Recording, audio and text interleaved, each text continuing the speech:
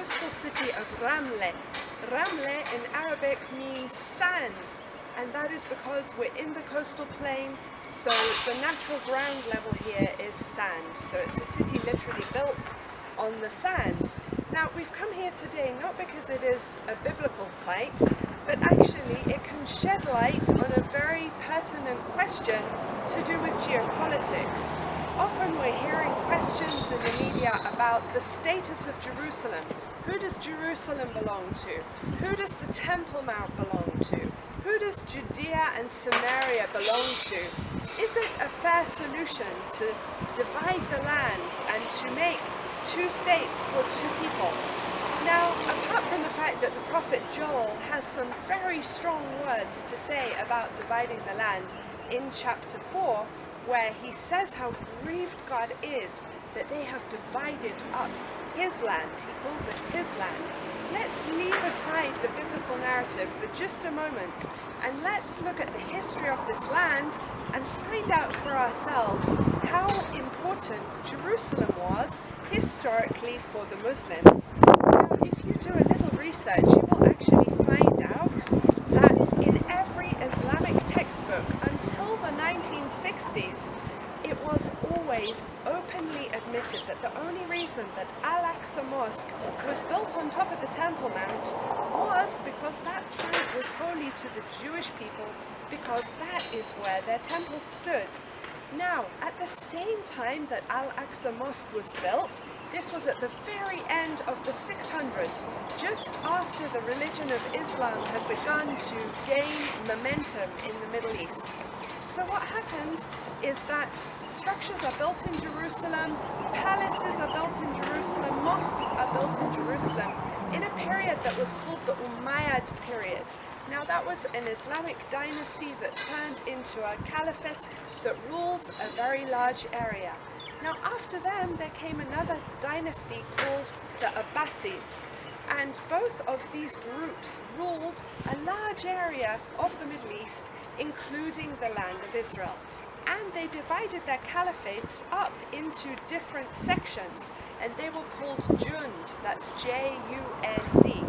So one of them was the area of Syria, and they chose different locations for the capital of their administrative districts. Now Ramle is so important and pertinent to this discussion because it is actually the only city in the land of Israel that was built first by the Muslims, not being built on the remains of anything from before, although there are some earlier remnants in this area, but they didn't come and rebuild a pre-existing city. They actually purpose-built Ramle, and then what they actually did was to make it the capital of Palestine. So this is very, very interesting because they had access to the Temple Mount, they had access to Jerusalem, and they completely ignored it. They did not make it their capital. In fact, the Abbasids barely built one stone on another in Jerusalem. The Umayyads did. They built palaces. The Umayyads also built the Al-Aqsa Mosque and rebuilt it. But the Abbasids almost completely ignored Jerusalem. And there were different periods during Islamic history where they were focused more on the eastern territories, and there were other periods in the history when they focused more on the western districts, towards North Africa, towards Spain, Gibraltar, and so on. But they never made Jerusalem their capital. So actually, it's only in the 1900s, from the 1960s onwards, that Jerusalem became a political issue, and that is when Jerusalem first becomes of any importance whatsoever in the Islamic narrative.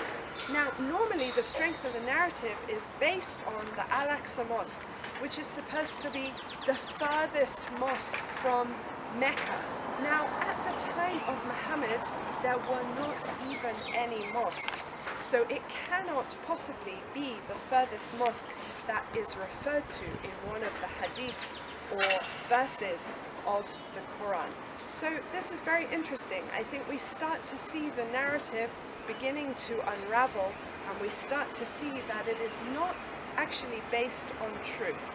So let me tell you a little bit about where we are. The tower behind me actually belonged to an Umayyad mosque. It was called the White Mosque, and it was built here in the 8th century. And the tower was built around 400 years later. There was actually a vast complex in this area. There were large underground systems, and this is really located in the heart of ancient Ramle. Now, in the modern day period, it is primarily a Jewish town. There are Jews here, fascinatingly, from Karachi. There are also a population of Karaite Jews who are very interesting. They are some of the only Jews who actually accept the Torah, the first 5 books of Moses, but they do not accept the rabbinic authority. And the Karaite center of Judaism is actually located in this place in Ramle. So it began as an Islamic town in the late 700s, and today it is a flourishing Jewish town in the heart of the central part of Israel, where most of the Jewish population is living today.